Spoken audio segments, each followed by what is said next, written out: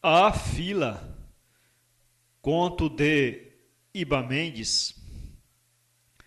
Estava impaciente e visivelmente nervoso. Há 2 horas velava na fila sem qualquer expectativa de ser atendido.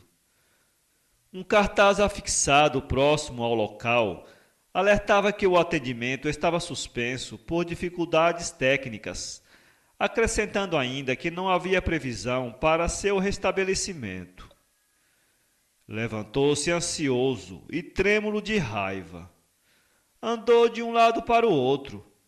Balbuciou alguns palavrões.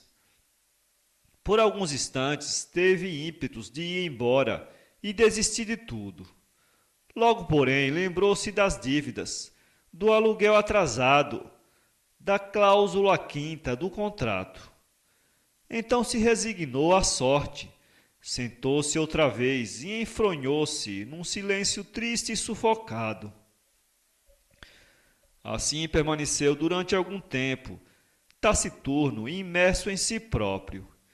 De repente, ergueu-se de súbito, olhou em volta de si e deu alguns passos em direção à porta, ficando estacionado diante dela por alguns minutos, mirando-a com um olhar desesperado, como se quisesse abri-la e sair disparada pela rua fora. Andou um pouco e bruscamente parou rente à parede, de onde passou a observar as pessoas ao seu redor, uma a uma, fixando seu olhar numa mulher que, entre tantos outros, também aguardava na fila de espera. Era uma senhora alta e gorda, aparentando mais de 40 anos de idade, cujo semblante fazia transparecer uma mescla de cansaço e desespero, aspecto este que lhe chamou a atenção, pois era como se fosse o retrato fiel de sua própria alma cativa e angustiada.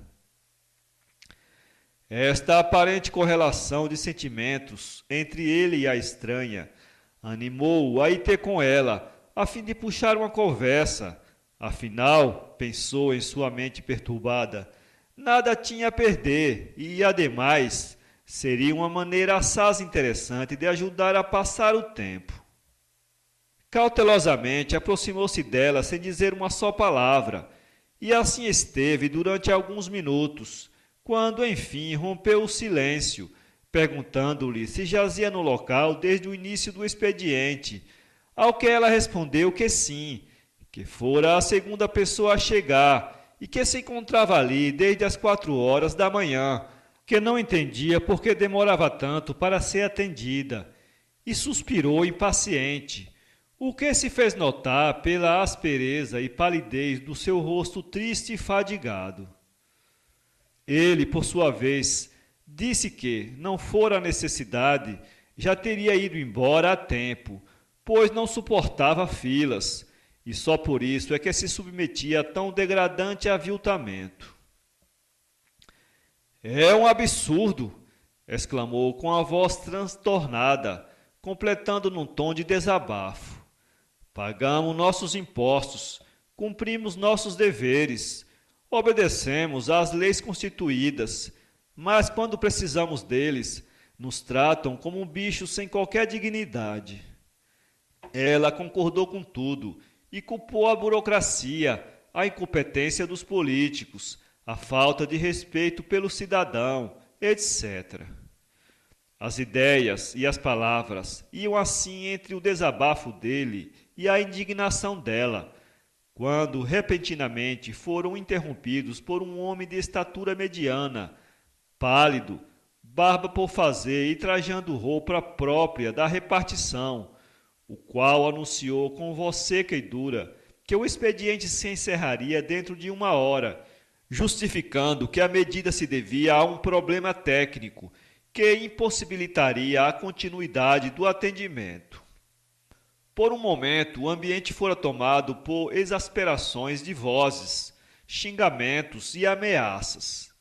Acuado e todo trêmulo, o empregado correu por um corredor escuro e dali adentrou numa pequena sala, onde permaneceu trancafiado até cerrarem as portas do recinto. Lá fora, O grupo dispersou-se rapidamente. Ele e ela, porém, pareciam dispostos a não arredar o pé do local. Não iriam sair dali enquanto não fossem atendidos e, caso necessário, vociferavam nervosos, pernoitariam por lá até o dia seguinte. Veio a noite, correram as horas e ambos se conservavam sentados num velho banco da praça, um ao lado do outro, num silêncio confuso e prolongado. Em certo momento, já num limiar da madrugada, como se já se conhecessem em outros tempos, fixaram os olhares entre si e sentiram um breve tremor de artérias. Então se deram as mãos, as bocas confusas tocaram-se entre batalhas de veias e reboliços de ancas, culminando numa estranha sensação de sono e delírio. Quando acordaram pelo romper da manhã, estavam tão juntinhos que pareciam pegados. Ergueram-se num salto desesperado ante os olhares curiosos de uma fileira de gente que se retorcia como cobra e que se perdia de vista no resplendor da aurora. Para ler este conto, acesse www.poeteiro.com. Contato iba@ibamendes.com.